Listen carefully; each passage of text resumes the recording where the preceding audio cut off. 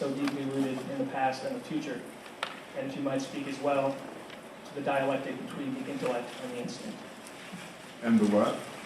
The intellect and the instinct. Wow. Well, I don't know. I'm glad I said follow your instincts. Some other things I might have said.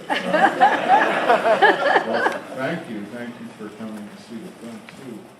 I don't know, intellect is very valuable and interesting, and instinct is something more I pay more attention to, because I think you can overanalyze things, and sometimes I think when I read a lot about filmmakers and directors and writer-directors throughout film history that I really love, and this is a weak generalization, sometimes I think, well, they're not the most highly intellectual people, like maybe writers are, or maybe other people that use other forms. I don't know if that's true or not, but I really think instinct and using your intuition is extremely important.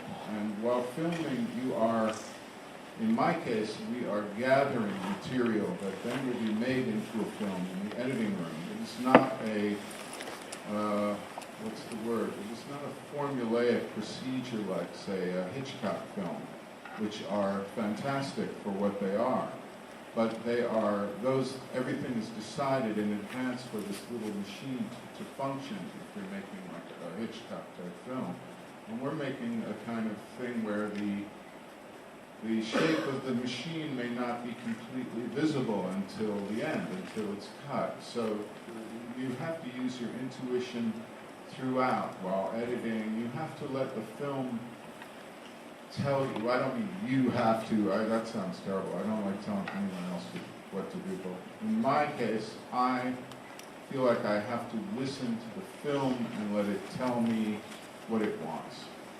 And often sometimes it mumbles and it's not very distinct, and it's not telling you yet, And in the editing, I had so many outtakes from this film that I love so much that I have like a 30-minute outtake reel of beautiful scenes. And I kept removing certain scenes that I deeply loved and I didn't even want to. And Afonso, our editor, who's fantastic, he would also agree, like, oh, let's not take that scene out, let's not take that scene out. And then we'd decide, all right, well, we have to take it out and see what the film says and then put it back. And we take it out and the film would be so much happier, It's like, I don't want that scene, I don't do that scene. So we leave it out much to our own dismay. So I really think it's the instinct that is listening to the film that you're making and letting it be what it is.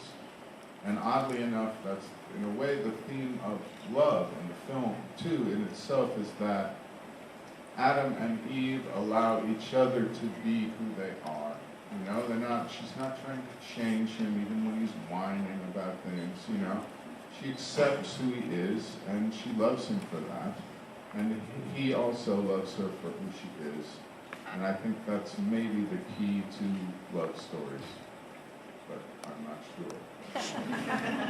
We have time for two more questions.